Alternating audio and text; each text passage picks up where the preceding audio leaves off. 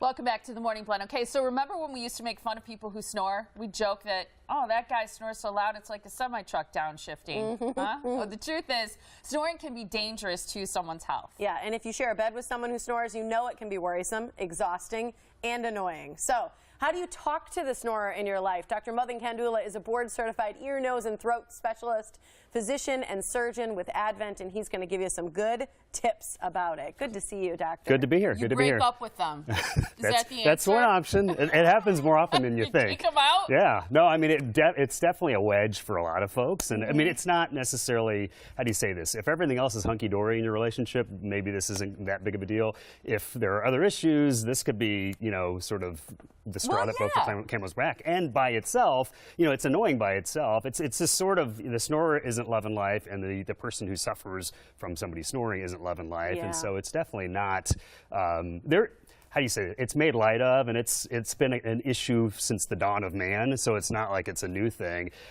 We've got good solutions nowadays that they didn't have back in the day, but I think there's still a lot of misunderstanding about it, and it's just sort of a lot of frustration around it. And it's, again, it's unfortunate because, like I said, we do have good solutions now. Does the snorer always know that they're a problem? Because I feel like when someone's snoring, my mother and my father, my mother and my brother both snore really loud. So I grew up with snorers in the house, and I feel like they're sleeping so sound. They're having such a good night's sleep. Sometimes they know, sometimes they don't. You know, so it's sort of like this wishy-washy answer. But most folks don't know how when it starts. Most folks don't know that, oh, you know, that's not really my issue. Maybe you're a light sleeper or something. Yeah, right. Like They don't realize how loud it is. You know, it and is. then it can progress, or you know, so a lot of times they're the last person to truly find out, because how are you going to know? Because you're asleep. But so sort of gentle nudges and sometimes sharp elbows in the middle of the night. That's usually the most common thing to just stop. And you know, changing somebody's position can help, but the issue is always in the back of the throat. That's always where it's happening. And so when you're nudging somebody, you're basically trying to nudge them into a different position, potentially nudging them to wake them up, because if you're awake, usually you're not snoring. If you're sleeping, when you're sleeping, everything relaxes. When you're horizontal, that's sort of the worst possible position for everything to kind of collapse back there. What are the problems that bed partners report to you when they're sleeping with someone who's snoring? Is it very often a relationship issue? It can be. I mean, we usually we're not relationship experts, so we sort of put the Heisman on that part. But I think certainly, you know, when folks come in, you know, sometimes they'll come in on their own, by their own volition. Sometimes they'll come in on their own because somebody's, you know, pushing them there. Sometimes couples will come in, and that actually is helpful to get the variety of inputs. And it's not,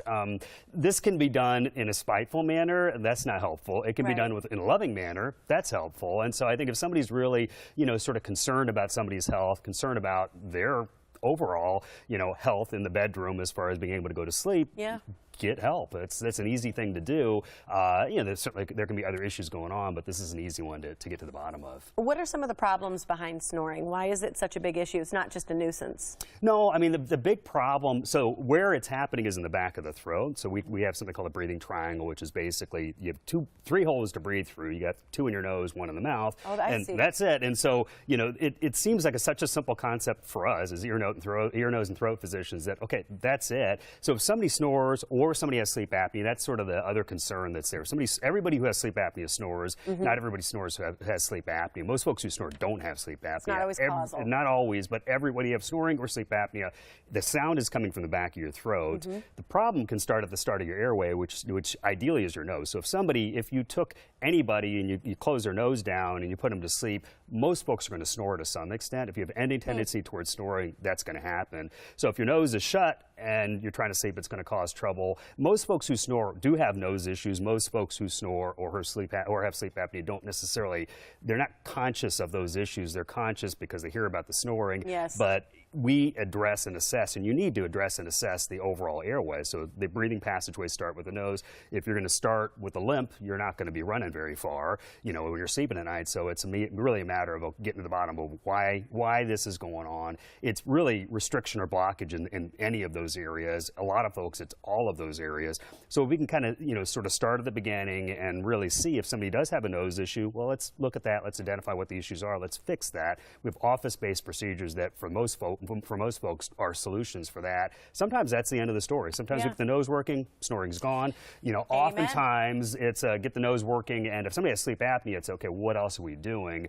But if the nose is working, you're always going to be better off as far as any treatment goes. And we ran out of time, but quickly about diagnosis. Is it a physical exam of the nose and the throat? Is it a sleep study?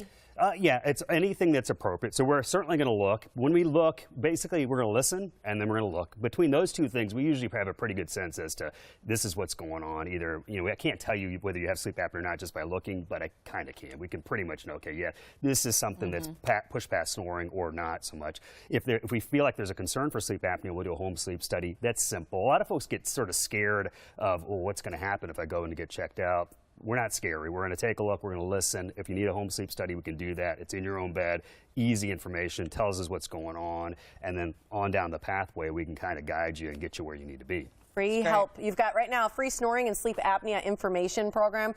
There's 2 dates. Tuesday the 20th at 6. That's in Wauwatosa. Then Thursday the 22nd at 6. That's in Mequon. You can call or visit to register this website. First, the phone number 414-771-6780 or visit advent.md/event-form for more information. And then coming in March, too, there's a third location in Economowoc coming for Advent. Here are the other locations on your screen with that same phone number that you can call to register for that free snoring and sleep apnea information program. Thanks for being here, Doctor. Thanks for having me. Great to see you. Thank you. Thank you.